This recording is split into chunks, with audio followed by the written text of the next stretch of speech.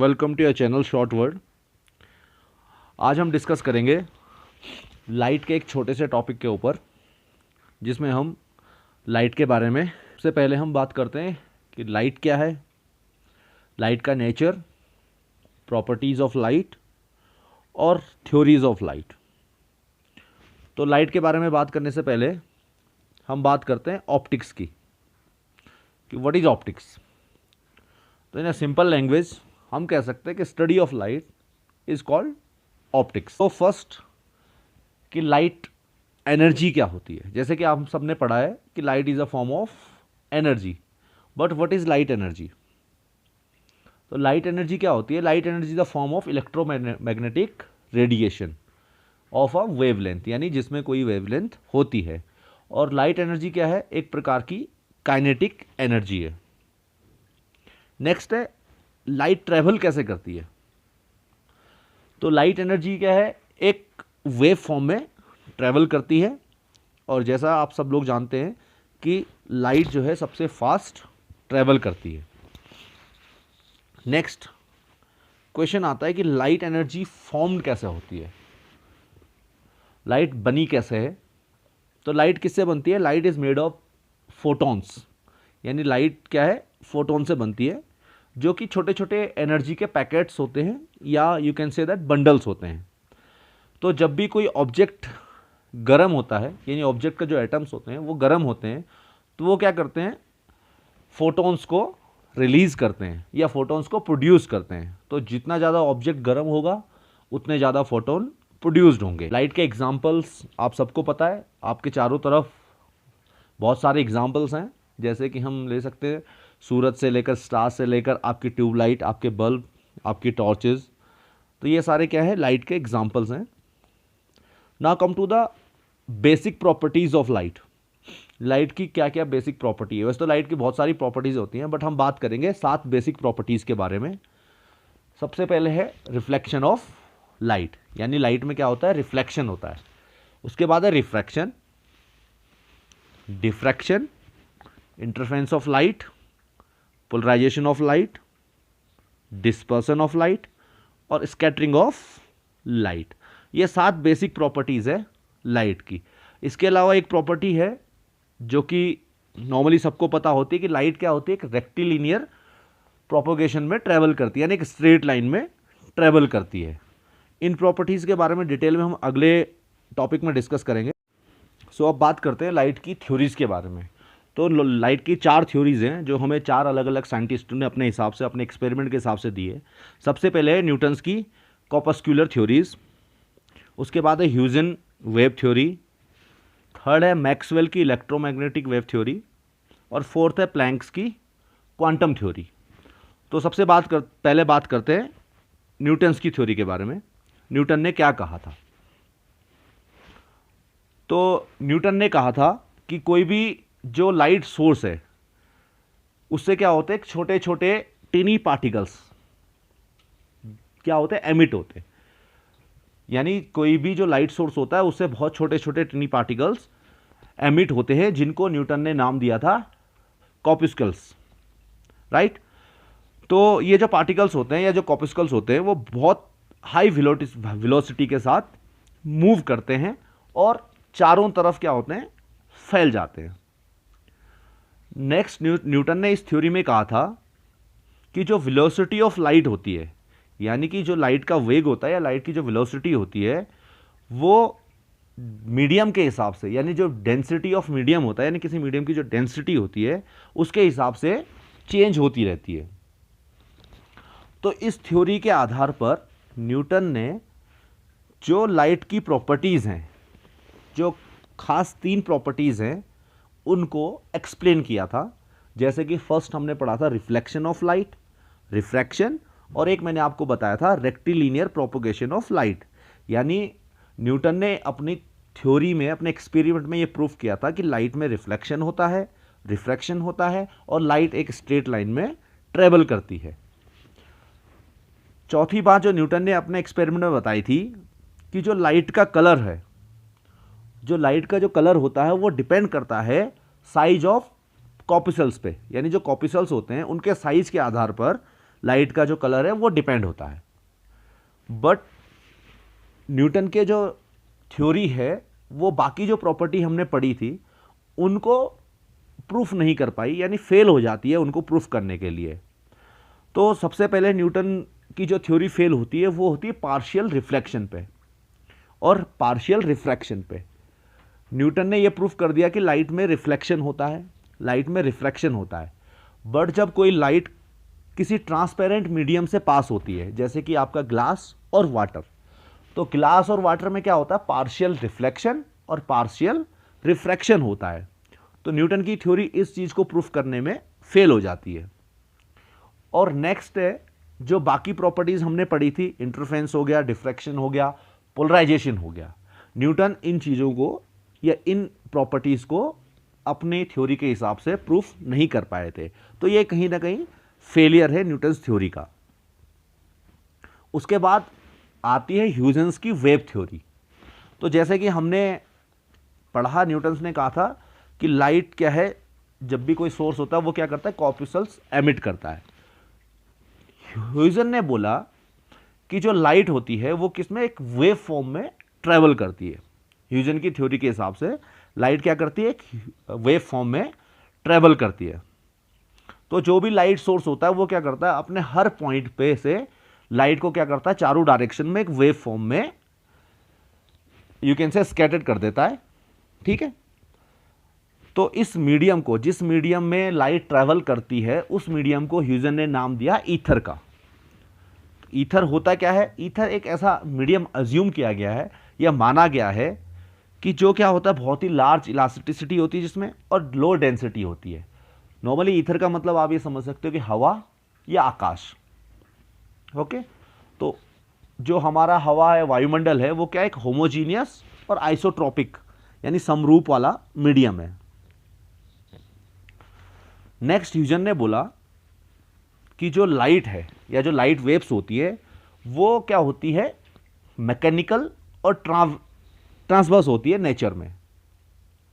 तो ह्यूजेन की थ्योरी के हिसाब से, यानी ह्यूजेन की जो वेव थ्योरी है उसके हिसाब से ह्यूजेन ने रिफ्लेक्शन, रिफ्रैक्शन, इंटरफेरेंस, डिफ्रैक्शन के जो फिनोमिना है उनको प्रूफ करके दिखाया।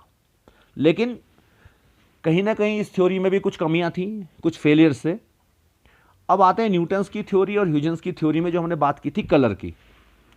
न्यूटन ने बोला था कि जो लाइट का जो कलर होता है वो डिपेंड करता है साइज ऑफ कॉर्पस्कल्स पे। ह्यूजेन ने क्या बोला कि जो लाइट का जो कलर होता है वो किस पे डिपेंड करता है, वेवलेंथ पे डिपेंड करता है। वेवलेंथ ऑफ द लाइट, जो लाइट की वेवलेंथ होती है उसके हिसाब से उसका कलर डिपेंड करता है। Now come to the limitation. अब ह्यूजेंस की थ्योरी में भी कुछ कमियां थी, कुछ लिमिटेशन थे, यानी कुछ फेलियर्स थे। वो क्या था कि जैसे हमने पढ़ा था कि न्यूटन ने बोला था लाइट एक रेक्टिलिनियर प्रोपोगेशन में ट्रैवल करती है, यानी एक स्ट्रेट लाइन में ट्रैवल करती है। ह्यूजेंस की थ्योरी इस चीज़ को एक्सप्लेन करने में फेल हो जाती है। नेक्स्ट है इलेक्ट्रोमैग्नेटिक थ्योरी, यानी मैक्सवेल की जो इलेक्ट्रोमैग्नेटिक थ्योरी है वो है। तो जो भी हम पढ़ते हैं आज की डेट में, जैसे हमने विवग्योर आपने सुना होगा, तो जो विवग्योर वाली थ्योरी है वो किसकी है, मैक्सवेल की इलेक्ट्रोमैग्नेटिक वेव थ्योरी है। तो मैक्सवेल ने क्या कहा था कि जो इलेक्ट्रिक और मैग्नेटिक फील्ड होती है, यानी इलेक्ट्रोमैग्नेटिक है, इलेक्ट्रोमैग्नेटिक मतलब उसमें इलेक्ट्रिक फील्ड और मैग्नेटिक फील्ड दोनों के दोनों हैं। तो मैक्सवेल ने बोला कि जो इलेक्ट्रिक और मैग्नेटिक फील्ड होते हैं उसमें क्या होता है, जो इलेक्ट्रोमैग्नेटिक वेव्स हैं वो विद रिस्पेक्ट टू टाइम और स्पेस, यानी टाइम और मीडियम के हिसाब से कंटिन्यूसली चेंज होते रहते हैं। नेक्स्ट मैक्सवेल ने बोला कि जो इलेक्ट्रिक और मैग्नेटिक फील्ड्स होते हैं they are perpendicular to each other, यानी दोनों एक दूसरे के परपेंडिकुलर होते हैं, and also perpendicular the direction of light, यानी इलेक्ट्रिक मैग्नेटिक जो फील्ड है वो क्या होता है, डायरेक्शन ऑफ लाइट के भी परपेंडिकुलर होते हैं। एक दूसरे के तो होते ही हैं, लाइट के भी क्या होते हैं, परपेंडिकुलर होते हैं।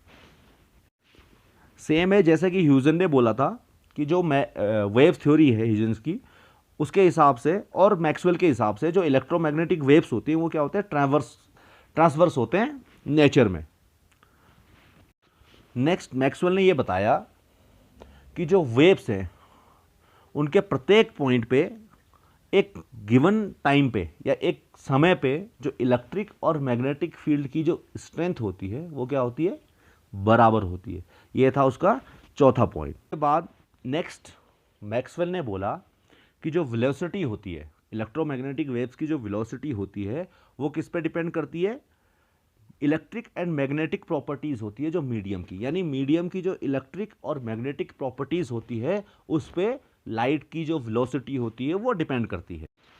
तो इसी थ्योरी के आधार पर मैक्सवेल ने हमें एक फॉर्मूला दिया था C is equal to lambda v, जिसमें कि वेलोसिटी, वेवलेंथ और फ्रीक्वेंसी के बीच में एक रिलेशन बनाया था, जिसको बोलते हम पढ़ते हैं C is equal to lambda v, जहाँ पे C आपको पता है स्पीड ऑफ लाइट, लेमडा क्या है frequency, and V is the wavelength. आपको नीचे एक चार्ट दिख रहा होगा जिसमें कि अलग अलग रेज हैं, gamma rays, X rays, UV rays, infrared, microwaves and radio waves, जो आपने पहले से देखी होंगी या पहले से सुनी होगी। तो एक इनका एक इंक्रीज वेवलेंथ और एनर्जी के हिसाब से एक ऑर्डर बनाया गया है।